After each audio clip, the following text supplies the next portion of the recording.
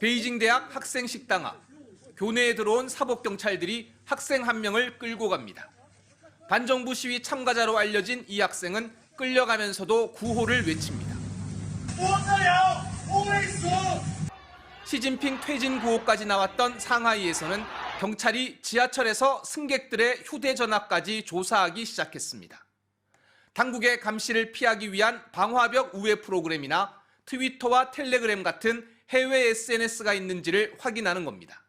Police that are stopping people around where the protests broke out in Shanghai, checking people's phones, asking them to delete content.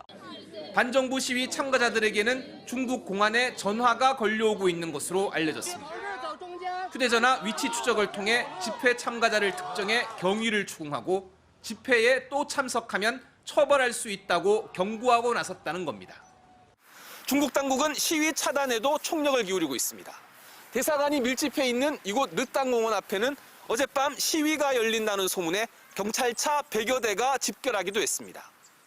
경찰과 법원, 검찰을 총괄하는 공산당 중앙정법위원회는 이번 시위를 적대 세력에 의한 것이라고 지칭하며 강경 대응을 예고했습니다.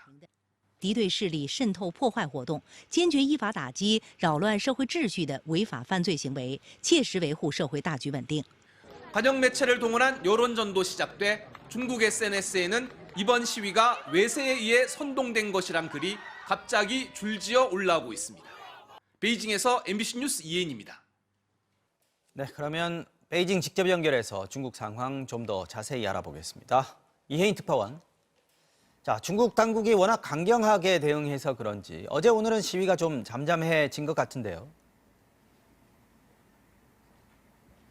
네, 광저우에서 봉쇄에 항의하는 시위가 어제 또 벌어졌다는 외신 보도가 있긴 한데 지난 주말과 같은 전국 규모의 동시다발적인 반정부 시위는 일단 소강 상태에 들어간 모습입니다. 중국 당국은 이번 시위 이후 한편으로 방역은 완화하고 다른 한편으로 추가 시위는 용납하지 않는 강온 양면 전략을 사용하고 있습니다.